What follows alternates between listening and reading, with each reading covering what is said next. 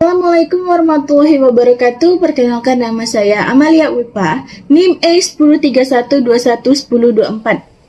Saya akan membuat video untuk memenuhi tugas mata kuliah Antropologi dan Ekologi Pemerintahan, di mana materi yang saya bahas kali ini adalah tentang pembangunan yang berbasis lingkungan atau pembangunan yang selaras tanpa merusak lingkungan. Di mana dalam video ini akan menjadi 5 pokok pembahasan, yaitu pertama adalah pengertian dari pembangunan yang berbasis lingkungan, kedua adalah ciri-ciri pembangunan berbasis lingkungan, ketiga adalah strategi pembangunan, keempat adalah kriteria pembangunan, dan yang terakhir adalah contoh dari pembangunan yang berbasis lingkungan. Yang pertama adalah pengertian dari pembangunan yang berbasis lingkungan.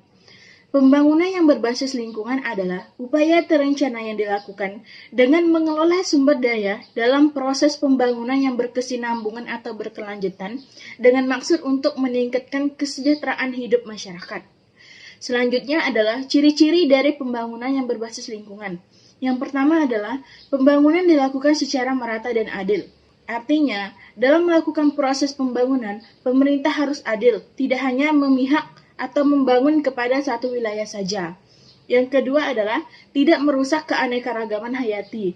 Artinya, dalam melakukan proses pembangunan harus menjaga ekosistem yang ada. Yang ketiga adalah melakukan pendekatan integratif atau menyatukan beberapa aspek dalam proses pembangunan.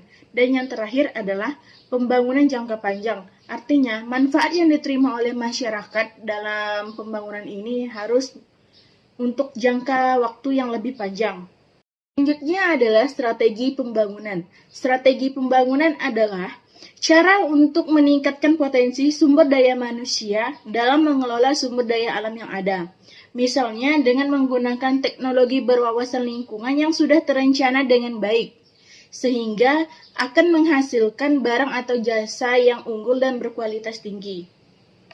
Selanjutnya adalah kriteria pembangunan. Kriteria pembangunan yang pertama adalah menggunakan sumber daya alam sesuai kebutuhan. Dan yang kedua adalah dalam melakukan proses pembangunan tidak ada polusi atau dampak yang bisa merusak lingkungan. Kemudian yang ketiga adalah bisa meningkatkan usable resource atau meningkatkan sumber daya yang ada. Selanjutnya adalah contoh dari pembangunan yang berbasis lingkungan.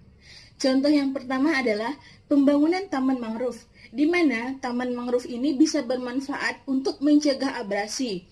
Kemudian, masyarakat juga bisa menjadikan taman mangrove ini sebagai tempat wisata atau tempat bersantai. Kemudian yang kedua adalah pembangunan PLTS atau pembangkit listrik tenaga surya. Kemudian yang ketiga adalah pengelolaan limbah, di mana limbah ini dikelola untuk menjadi pupuk, sehingga pupuk ini bisa dimanfaatkan masyarakat untuk bercocok tanam atau bertani. Mungkin sekian video yang bisa saya sampaikan. Mohon maaf jika terdapat salah kata atau kata-kata yang kurang jelas. Terima kasih. Wassalamualaikum warahmatullahi wabarakatuh.